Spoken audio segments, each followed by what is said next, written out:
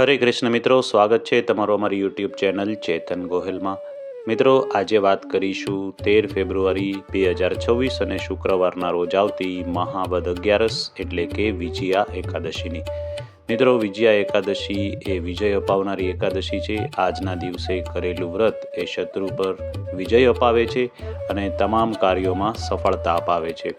આજના દિવસે વહેલી સવારે ઉઠી વ્રતનો સંકલ્પ કરી ભગવાન વિષ્ણુ અને શ્રી રામનું વિધિવત સ્થાપન કરી પૂજા વિધિ કરવામાં આવે છે અને ત્યારબાદ વિજયા એકાદશીની વ્રત કથા સાંભળવામાં આવે છે। તો મિત્રો, આજના વિડીયોમાં આપણે વિજયા એકાદશીની પૂજા વિધિ ઘરે કેવી રીતે કરવી તેની વાત કરીશું। આપ વિડીયોમાં જોઈ શકો છો કે આજે ઘરે આપણે કઈ રીતે સરળતાથી વિજયા એકાદશીની પૂજા વિધિ કરી શકીએ અને તેની તમામ વિધિ આ વિડીયો દ્વારા અમે બતાવવાનો પ્રયત્ન કર્યો છે। તો આ વિડીયોને અવશ્ય લાઇક અને સબસ્ક્રાઇબ કરજો આપણી ચેનલને। મિત્રો, વિજયા એકાદશીનું વ્રત ભગવાન શ્રી રામે સૌપ્રથમ વખત કર્યું તેવું માનવામાં આવે છે। મિત્રો, સ્કંદ પુરાણ અને પદ્મ પુરાણમાં પણ ઉલ્લેખ છે। એવી રીતે ભગવાન શ્રી રામે જ્યારે પોતાની સેના લઈ રાવણ પર વિજય મેળવવા માટે સમુદ્ર પાર કરવા માટે જ્યારે વિચાર કર્યો ત્યારે તેણે લક્ષ્મણજીને પૂછ્યું કે સમુદ્ર આપણે કેવી રીતે પાર કરી શકીશું। ત્યારે તેમણે આ પૂજા વિધિ કરી હતી। તો અહીંયા આપણે પૂજા વિધિ કેવી રીતે કરવી તેની વાત કરીએ તો સૌપ્રથમ ઘરે પવિત્ર સ્થાન અથવા મંદિરમાં પીળું વસ્ત્ર પાથરી ત્યાં ચોખાની આપણે ઢગલી કરીશું મિત્રો।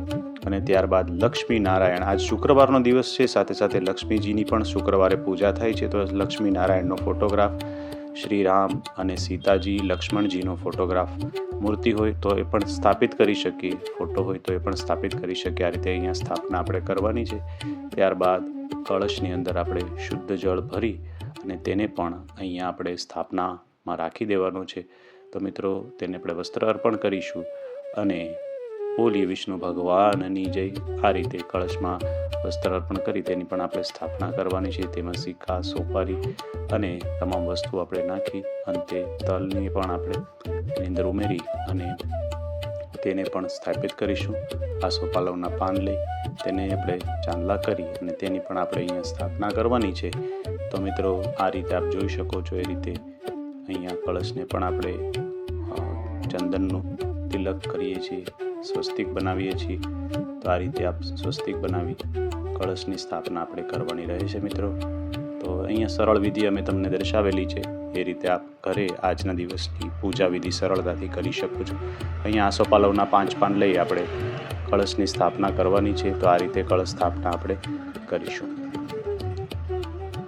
મિત્રો। ત્યારબાદ પીળા પુષ્પ આપણે અર્પણ કરવાના છે। ભગવાન વિષ્ણુને પીળો રંગ પ્રિય છે, તેથી પીળા પુષ્પને આપણે લઈ પૂજા વિધિમાં આપણે એનો ઉપયોગ કરવાનો છે। તો અહીંયા પીળા પુષ્પને આપણે રાખી દીધા છે।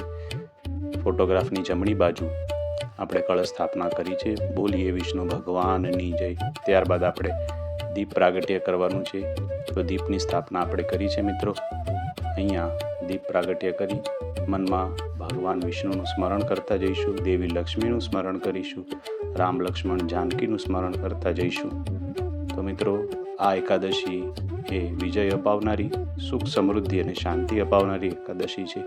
તો મનમાં ભાવથી આજે આપણે સર્વ દેવી દેવતાઓનું જે સ્થાપન કર્યું છે તેનું સ્મરણ કરતા જઈશું મિત્રો।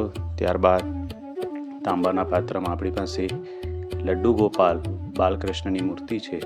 તો એની પણ જે વિષ્ણુજીનું બાળ સ્વરૂપ છે એવું માનવામાં આવે છે।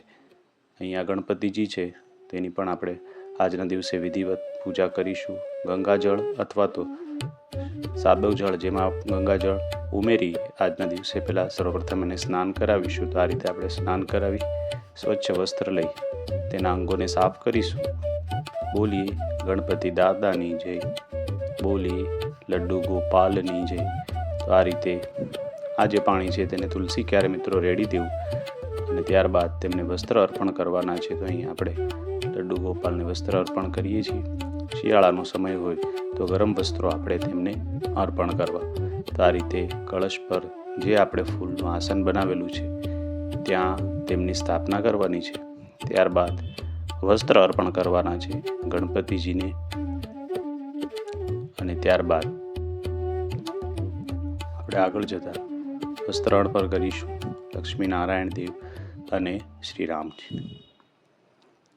તો અહીંયા ગણપતિજીને આપણે જનૈ અર્પણ કરીએ, બોલીએ ગણેશાય નમઃ. ત્યારબાદ વિષ્ણુ નારાયણ અને ત્યારબાદ રામ લક્ષ્મણ જાનકી. અને મિત્રો ત્યારબાદ આપણે ચંદનથી એ તિલક કરીશું. ગણપતિ બાપાની જય, લડ્ડુ ગોપાલની જય, શ્રી વિષ્ણુ ભગવાનની જય. અહીંયા આપણે લક્ષ્મીનારાયણનો ફોટો મૂકેલો છે. ત્યારબાદ શ્રી રામ, જાનકી અને લક્ષ્મણજી, હનુમાનજી તમામને આપણે કુમકુમ તિલક, ચંદનનું તિલક કરીશું. તો અહીંયા ભાવથી મનમાં જે દેવી દેવતાઓનું આપણે સ્થાપન કરેલું છે તેનું સ્મરણ કરતા જઈશું અને તેમની પૂજા કરતા જઈશું. તો આ રીતે ચંદનના તિલક કર્યા બાદ કુમકુમ તિલક પણ આપણે કરીશું. ત્યારબાદ અહીંયા આપણે તલથી તેમનું તિલક કરીશું મિત્રો. તો આ રીતે આપ તલ લઈ અને આજના દિવસે તમે આ પૂજા વિધિ કરી શકો છો. ત્યારબાદ આપણે પુષ્પ અર્પણ કરવાના છે. તો અહીંયા પુષ્પને અર્પણ કરીએ. પીળા પુષ્પો ભગવાન વિષ્ણુને પ્રિય છે, શ્રી હરિને પ્રિય છે, તેથી પીળા પુષ્પો એ આપણે અર્પણ કરવાના છે. તો આ રીતે આપ પીળા પુષ્પો અર્પણ કરી શકો છો. ત્યારબાદ તુલસી પત્ર વગર આજના દિવસની પૂજા અધૂરી છે, કારણ કે તુલસીજી એ ભગવાન વિષ્ણુને પ્રિય છે. તો તુલસીજી આપણે અર્પણ કરીએ. ગણપતિજીને દુર્વા ઘાસ આપણે અર્પણ કરીએ અને ત્યારબાદ ભોગ અર્પણ કરવાનો છે. તો મિત્રો આ રીતે આપ ભોગ અર્પણ કરી શકો છો. અહીંયા ભોગમાં આપણે મીઠાઈ લીધી છે, તો આપ આપની અનુકૂળતા પ્રમાણે ભોગને અર્પણ કરી શકો છો. મીઠાઈ, ફળ અને ત્યારબાદ પંચામૃત અથવા તો જળ આપણે અર્પણ કરી શકીએ છીએ. ત્યારબાદ પુષ્પ અર્પણ કરી ભગવાન વિષ્ણુને યાદ કરવાના છે. ઓમ નમો ભગવતે વાસુદેવાય મંત્રનો જાપ કરી અને ભગવાનને આજની પૂજા વિધિ સ્વીકાર કરવા માટે આહવાન કરવાનું છે કે અમારી શક્તિ મુજબ અમે આપની પૂજા કરી છે. આમાં જો કોઈ દોષ રહ્યો હોય તો નતમસ્તક અમને માફ કરશો. આ રીતે ભગવાનને આપણે ભોગ અર્પણ કરી ત્યારબાદ યથાશક્તિ દક્ષિણા આપણે અર્પણ કરી દીપ પ્રાગટ્ય કરવાનો છે અને ત્યારબાદ આજના પૂજાની આપણે આરતી કરવાની છે. તો આપ આરતી ગાઈ શકતા હોય તો આરતી અથવા તો સાંભળી અને અહીંયા ભગવાન વિષ્ણુ, લક્ષ્મી નારાયણ દેવ, શ્રી રામ, ગણપતિજી તમામની આપણે પૂજા આરતી કરવાની છે. તો આ ભાવથી તમામ દેવી દેવતાઓની આ રીતે આરતી કરી શકો છો. મિત્રો આજનો દિવસ એ પવિત્ર દિવસ છે. એકાદશી એ હિન્દુ ધર્મમાં આવતો પવિત્ર દિવસ ગણાય છે. તો મિત્રો અહીંયા પૂજા વિધિ પૂર્ણ થાય છે. તમામ દેવી દેવતાઓ જેની આપણે સ્થાપના કરી છે તેને ભાવથી ભોગ અર્પણ કરેલો છે. જે સ્વીકાર કરવા તેને આહવાન કરવાનું છે. મિત્રો આજની પૂજા વિધિ અહીંયા આપણે પૂર્ણ કરીએ છીએ. આપણે આ વિડીયો કેવો લાગ્યો જરૂરથી અમને કોમેન્ટમાં કહેજો. વિડીયો ગમ્યો હોય તો તમારા મિત્રો, સગા સંબંધીને જરૂરથી શેર કરજો. આપ સૌને વિજયા એકાદશીની હાર્દિક શુભકામના સાથે અમારી ચેનલના ઓમ નમો ભગવતે વાસુદેવાય. જય શ્રી કૃષ્ણ.